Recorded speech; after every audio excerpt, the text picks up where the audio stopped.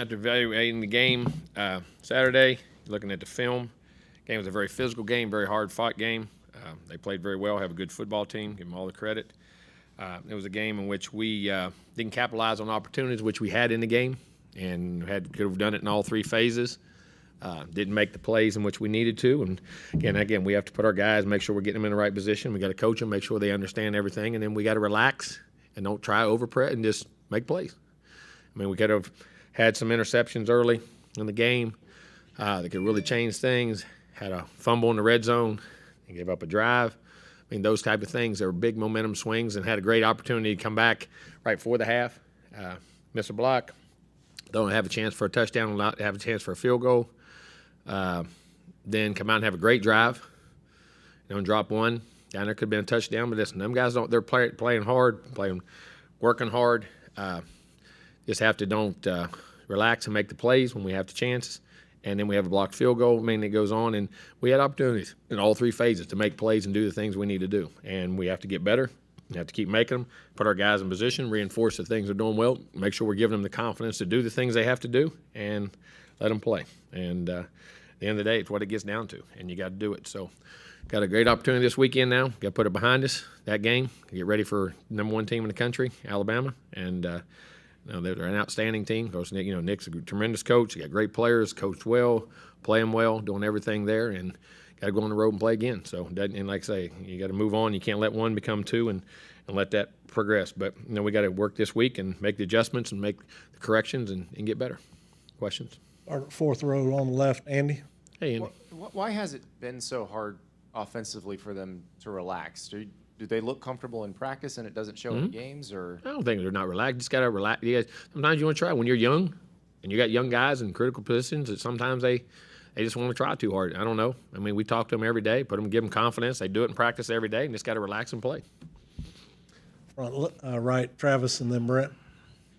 Hey, Coach. Jalen Milroe, I know a guy y'all recruited. Can you think back a little bit on what that recruitment was like and what attracted you to him? Very athletic, strong, had a strong arm, could throw the heck out of it, came to our camp. Great body, great competitor.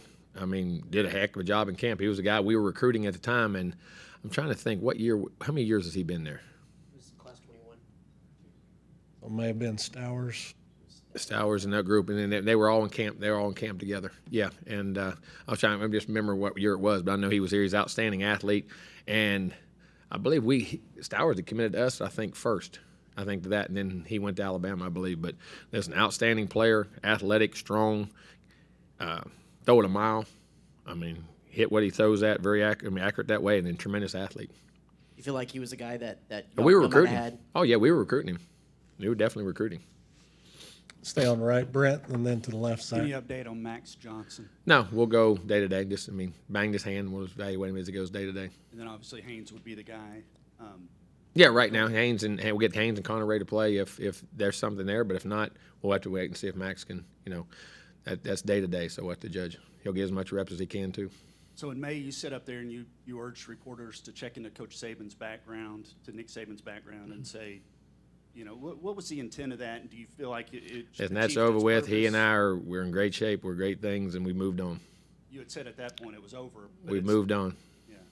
So things are good now between y'all? We're in good shape. We're moved on. Front left, Zach. Jimbo over here on the left. Yes.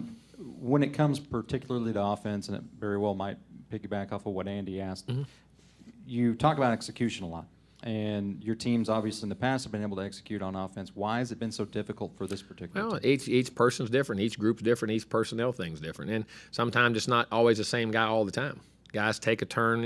If one guy takes a turn and one guy takes a turn, and then all of a sudden, it can mess up a drive. And that's just the way football is. It's the ultimate team game. It takes all 11 at all times to play and do well. And we just have to keep working at it, making sure we get it and get them the confidence to be able to do it and go to play. Can youth be used as a factor in that? Youth is always a factor, but it's not. It doesn't matter. That's who you're playing. You know what I mean? And those guys are very talented. They're very good, and they do it well. And they do it most of the time on the field, all the time. Just occasionally at certain points, certain times, we're not haven't been perfect yet. It hadn't all clicked yet, and we have to keep working at it. We have to give them the confidence, and we have to give them the knowledge. and educate them and coach them well to make sure they're in the right space, doing the right thing consistently in practice to allow them to go to the game. And listen, those guys are playing their tails off. It has nothing to do with want to or not wanting to, and they will get it. Front right, Cole, and then to the left, Ari. Jimbo, Lane Kiffin said at SEC Media Days that every single person that coaches underneath Nick Saban takes something away and implements it in their own program. You Well, do from remember everybody you what it was coach for under. you? Well, I've taken that from everybody I've coached under. Been under Bobby Bowden, Terry Bowden, Nick Saban, Les Miles. I mean, you learn from everybody you have. And, yeah, I mean, there's a lot of things you do, and you pick up from organizational transitions to knowledge of the game or how defenses are affiliated, how attack offense, how to practice schedule. I mean, everybody has their own way, and you learn from everybody. I mean, you learn from everybody. I learned from all the coaches I had. All of them were highly successful, and all national championship coaches that I've been fortunate. I've been very fortunate to be under Les, Bobby, Nick, all won national championships, and Terry Bowden, we won 20 in a row, his first 20 games at Auburn after going to national playoffs and national semifinals there. So I've been around some successful people. So you learn a lot of things, and Nick's just a tremendous coach. Arguably, people say he's one of the best ever or the best ever. I mean, that kid could very well be. I mean, that's no doubt. There's a huge argument for that. But it's saying, and you pick up things you learn from organization to structure to offense to defense, and those things stick with you off and on. There's multiple things you learn from all of them, and learned a lot from Nick, a whole lot from Nick. He's a very, very good football coach. And then in 2020, you decided to move Anaya Smith to the backfield because you want to implement more of a run game option. With a guy like Devon Achane, who has been effective as a Well, receiver. we actually did it in 2019.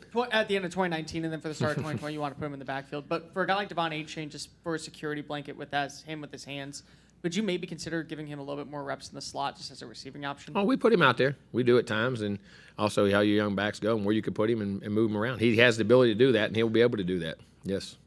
Go to the left, Ari, and then to the right, David. Hey, Coach. Hello. You just mentioned Connor's name. Connor. Weckman. Yes, sir. Yeah, I was wondering, where is he at his progression in this Very well. program? He stays in our reps. We give him reps every week. He takes reps with the twos every week in practice. He's knowledgeable. Sits right by me on the plane when we travel and do things in the meetings. He's right in there and really progressing, understands everything we're doing, how we're doing it, and is getting better and better. Is going to be, I think, a very, very good player. Yeah, very I know good player. that the five-star freshman quarterback is always a topic of conversation whenever you're in this position. But what is it? What does he have to do? And in your mind, is he? Yes, is he's a progressing and viable felt very option? comfortable. If he's in the game, we could play very well with Connor and win and be very good. I think he's going to be one heck of a player, and he's doing very well right now. To the right, David. Jimbo, is there anything during the week you can do to help players relax for game day? Relaxing is not it. It's practicing with habits, and so you have confidence to play. You say relax. Relax is your confidence comes from working hard and doing it every day and knowing you can do it. And you don't practice it till you do it right. You practice it till you can't do it wrong. A lot of times you can do it right, but how many times can you not do it wrong? That's the key. And how consistent you can be. Everybody says relax. Well, everybody can relax. Take a deep breath and relax. You know what I mean? But at the end of the day, that's not confidence is what allows you to play well. And you practice well, then you have confidence and you play well. And then you make a few plays in the game. Like I say, if we happen to get those picks or happen to make that catch or not fumble, and all of a sudden your whole persona changes based off one or two plays and how you do things. That's just a game. That's any game. I don't care if it's football, basketball, baseball, anything you do. You just got to keep pressing as far as work habits, but then you got to understand that when the plays are there, relax, be fundamentally sound, put your nose on the ball when you catch it, or put your hands where you got to be when you block it, or when you're going to intercept it, make sure you're in the right position or whatever it is, and just do it over and over every day in practice. The left, Cease, and then to the right, Ola. When you graded the offensive line, do you feel that they moved forward last week, and what problems? Well, I'm going to say this. We ran the football very well. You go back and watch it. We ran the football very well. I mean, opened the first drive, 8, 7, 3, 13, 4. Next drive had great runs, a big 20-yard run right off the bat, and then we had 13, 8, and 13 when we fumbled. That was in the first 3 drives. I mean, we were averaging almost 10 yards a carry, 9 yards a carry, first 3 series of the game, run the football. And then we had 2 pickups inside that we come off a twist that they didn't come in pass pro. And that's where the sacks come from. But run the football, I thought we were excellent. And for the most part, we had a couple little screw-ups in there on the twist game that we come off a guy and should have been on the first, take the first penetrator and the back take the second, and we come off on it, let the first one go and picked up the second. So, I mean, it was that simple. I know it sounds, but that's what happened. And but they did progress, and I think we're running the ball very well, and we're getting better in pass pro. I think I think those guys did a good job on the edges. What changed on your defense? Because you stopped them the first 2 times, and then after that, they seemed to get in rhythm. They made plays in the first 2 drives. They got some first downs. They got up to midfield and punted us back. But we had opportunities, like I say, to have those. You hit those 2 interceptions, and now what's the perception of it? You know what I'm saying? And where you're going, you got to make those plays too. So they just got in a rhythm, hit some plays, and they had a contested catch coming off the goal line. There was a jump ball, I think, down the sideline. I think they only hit 2 or 3 balls really over 10 or 15 yards. A lot of short throws and catches and runs and what they did. But we just got out of rhythm, and they got some confidence. And they got a couple runs. They bounced the edges a couple times. We, as I said, we had the edge of control and tried to step in and make a play and give up the corner a little bit. And we got to fit it a little bit better from the secondary. And they just got in a roll, and they're a good team. Did you blitz much or basically stay 3-man? Or We blitzed a little, not a ton, but we brought some blitzes. They didn't stay 3 the whole time, but brought blitzes at times. Second row on right, Olin. Yeah, Jimbo, what is it that makes you so optimistic that the execution is coming and not? Because I know the guys in practice. I see them practicing. I see them do it.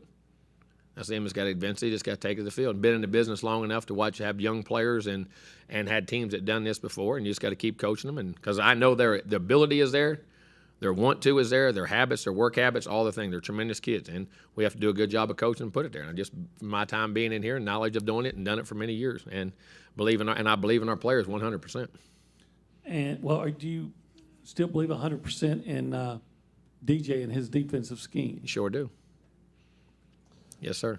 Go to the back behind the lights to the left, Tyler. Jimbo, are you able to draw on? Oh, I'm sorry. Okay, there you are. Back behind the lights. On last year's experience at all? It's kind of a similar situation coming off a loss to Mississippi State, heavy underdogs to Alabama. I mean, do you look at that at all as not really blueprint, but just the experience? No, you live off your experiences. But at the time, we went out the next week and had tremendous practices and prepared well and went and played well. I mean, those are the things that I keep going back to right now. I mean, you got to go prepare well and practice well to have an opportunity to go play a team like Alabama, to be able to have a chance to play well against them. And you have to practice well. So, I mean, we've done that before, but hopefully we'll do it again this week. And I think the kids and our want to of our players and everything else is there. Great attitude. We just have to go practice well. I also wanted to ask, this week is College Football Mental Health Awareness Week.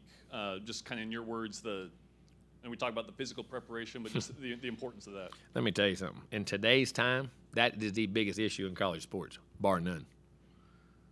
Because of the pressures that are put on these kids from social media, from media, it's just what they read, what's out there every day, what people say every day. It is you put yourself out there to be scrutinized, criticized, and those young kids get it. I mean, constantly. I mean, we're as grown-ups, we accept it, we do it. But those kids get that each and every day. Think of it, your kids. You know what I'm saying? And it is a huge problem. It's a major problem. It's a major problem in our society, not just college football. But it is a major, major, major, major, major issue with what's going on. And when you say and do things, and because those kids, it matters, and they have families, and it matters, and it does hurt them. That's why we try to tell them, ignore it and stay off of it. That's why I wouldn't even have it. I mean, it's a big problem for those kids, and it's a lot more than maybe we even think and know. Go back behind the lights to the right, Coach Ben. Coach, do you have any update as to how Jalen's been doing? Who's that? Jalen Jones. I seem to be doing fine. Seems to be doing really fine.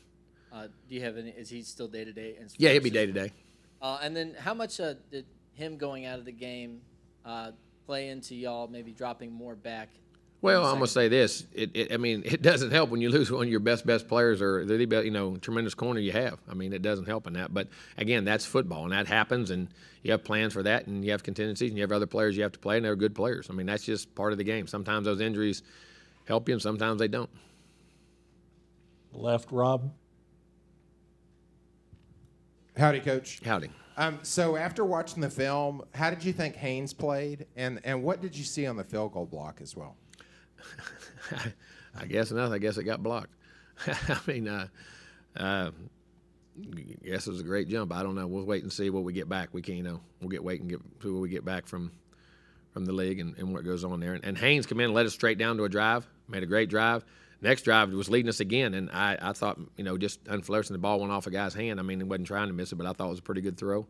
and the other one he's throwing it out, and we make a pickup in a blitz. And what happens, instead of cutting through the thigh, we cut through the ankle. And when he did, he comes into Haynes, and Haynes, as he's throwing, he can't follow through and leaves the ball short. And the guy made a great tip and play. But his decision-making was good. Unfortunately, he had a couple breaks where the ball tipped the wrong way that he was doing the right things. One of them he left behind, the other one he threw pretty well. So, but that's part of it. But he came in and led well and took us down to drive. Took us down 2 touchdown drives, as a matter of fact. Front right, Cole, and then Brent, you'll wrap us up.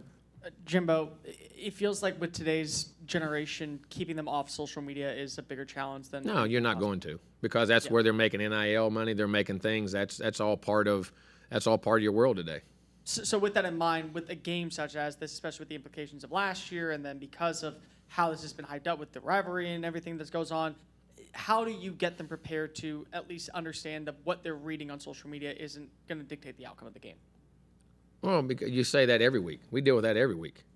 That's a process in which we talk about every week, and we call eliminate the clutter and eliminate people that aren't part of us inside. Because you know what's happening, we know what's happening, and that's what you have to trust and believe in. And that's no offense to anybody else or anybody out there. It's the world we live in. And then they want to have a joyous time and get off social media.